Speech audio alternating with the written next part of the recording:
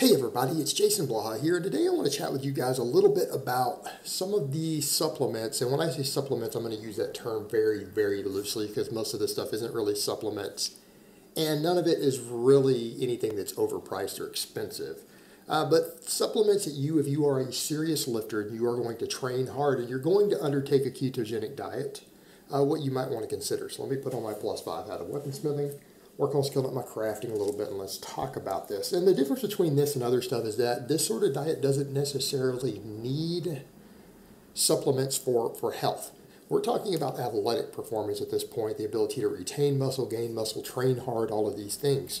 Other than things like salts, which you may actually need for ideal health on this sort of diet, you don't necessarily need stuff, unlike a lot of other popular diets that are out there, like vegan diets that essentially require you to supplement to eventually not basically die of malnutrition issues. And vegans can argue about that all they want, but they know damn well that if they followed a strict vegan diet without any extra vitamins or minerals, if they try to follow it too long, it would probably eventually hospitalize or kill them. That's reality. They can argue against it all they want.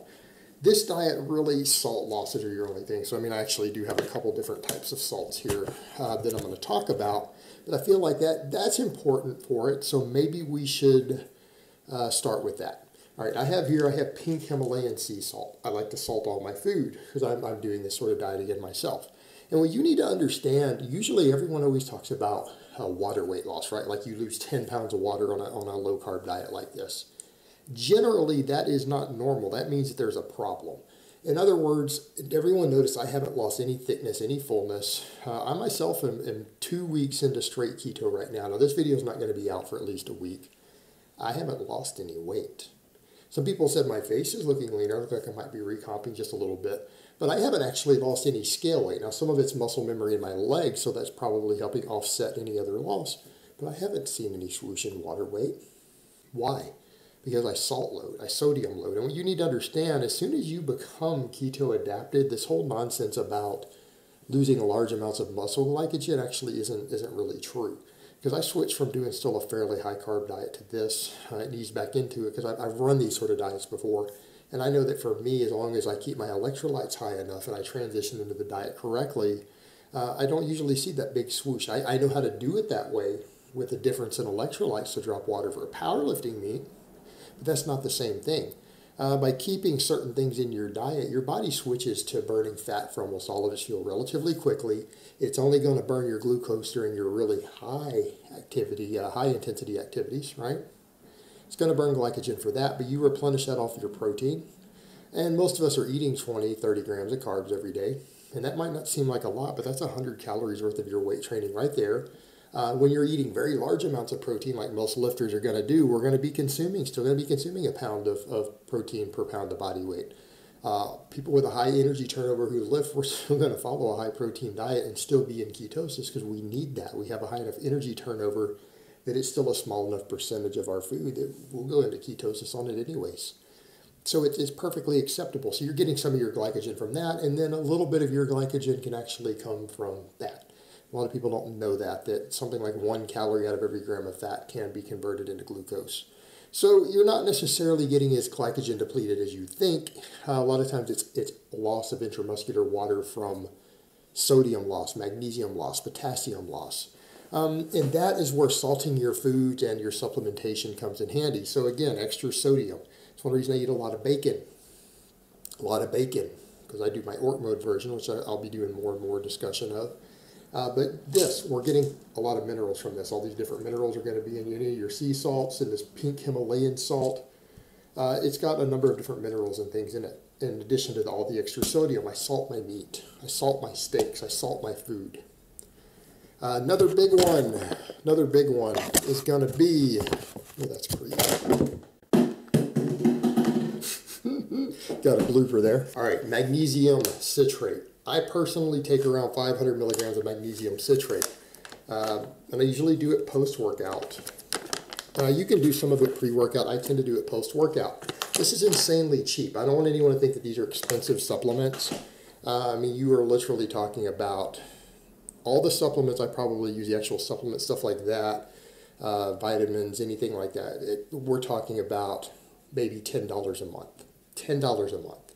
So we're not talking about very expensive supplements here. But magnesium citrate, why?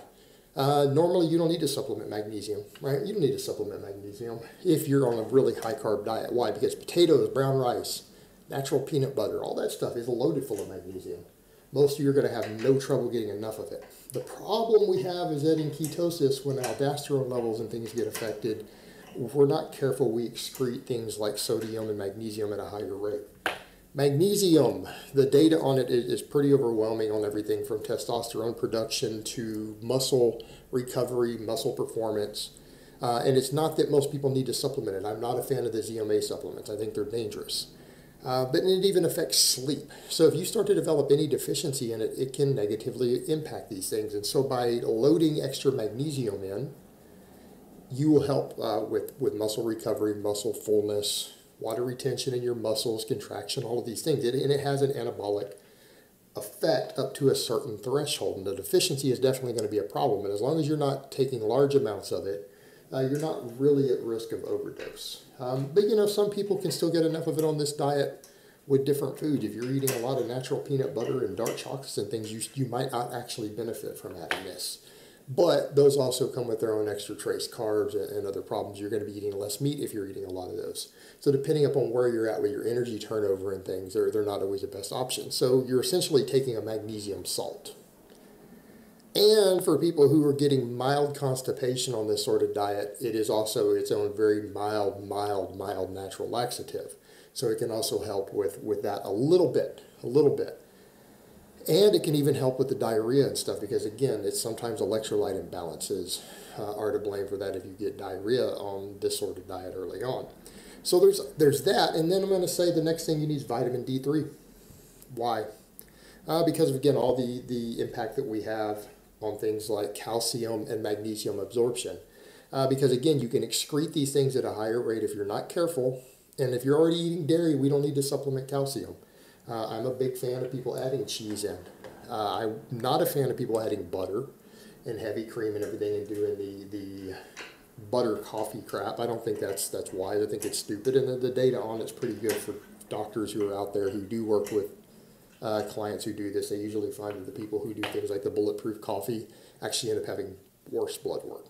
But if you're eating cheese and you're getting your green vegetables and then your eggs and other stuff, you are going to get enough calcium. You're probably going to be okay if your vitamin D3 is high enough. So I do take 10,000 units of this. So that's 2 of these every day. So I take 10,000 international units every day. That's what I take while on this. And again, it will help with your calcium and magnesium absorption and your metabolism of these things. It's actually really beneficial. You'll find, again, this is going to help with your muscle fullness, your performance, your recovery, in spite of being in ketosis. And again, this is cheap. I think I pay $6 for a bottle of this. It's 3 months supply. That's a 3-month supply. Other thing, creatine. Now, we're going to come to the point here. People would say, well, if you're eating a lot of meat, that's normally the people who don't benefit from taking creatine. And I would say, again, that's correct. That is correct under normal circumstances. But we're going to have lower circulating insulin levels. If we are serious lifters, we already have a very, very low insulin response to food. If you're eating 20 grams of carbs a day and you're not eating particularly insulinogenic proteins because you're not taking whey protein and other stuff, which is fine. You don't need any of that. You don't need any of that. You're not worried about ever really boosting a big spike of protein when you're training or anything else when you're on this sort of diet. Your absorption is slow. You're eating a lot of meat, a lot of slow digesting proteins. You're getting amino acids all the time. You're fine. But as far as the insulin response and creatine uptake, this is a case where even though you might be getting enough from your meat under normal circumstances, I think with the lower circulating insulin levels, adding in 5 grams of regular creatine monohydrate costs you $20 a year. Can again help you retain intermuscular water. It can help maintain muscle fullness. It can help with your recovery and performance. All right, these are minor safe supplements at this point. All right, this is not a big deal. The only other thing I would also throw in would be coffee. Again, you're getting extra potassium. If you drink a lot of coffee, you're getting extra potassium. There's magnesium and things in it. You are getting antioxidants, and you're getting a source of caffeine. Again, it will help keep your metabolic rate higher, keep your energy higher when you run into periods of time to where maybe you aren't running at your best because of the lower carbs, which will happen for you sometimes. The caffeine in the coffee can bridge the gap. So it becomes a very, very valuable supplement at that point. And I don't necessarily mean for training always, but just your day-to-day activities. Just having that pick-me-up is helpful. I'm a big fan of coffee, and I always have been for overall health benefits. There's a lot of evidence out there that there are a lot of health benefits to coffee, and that's the fully caffeinated stuff. And again, just for overall performance and energy turnover, but I think that can really, really help for people who are going to do a ketogenic style diet, particularly if you're not carving up very frequently or you're not doing carb ups at all. I feel like coffee helps tremendously. And it's one of those things, just like all these other things, people who are getting this whole keto flu and these problems when they first start and the headaches and other issues, most of these things will resolve that. They'll actually resolve most of those issues. So all around, these are the supplements that I recommend at this point for people who are going to do a ketogenic diet, who want to be serious lifters and you're going to train hard. They're not a bad idea. These aren't a bad idea. All right, guys, well, that's really all I have to say on that today. I hope it's been informative, and I will talk to you guys next time.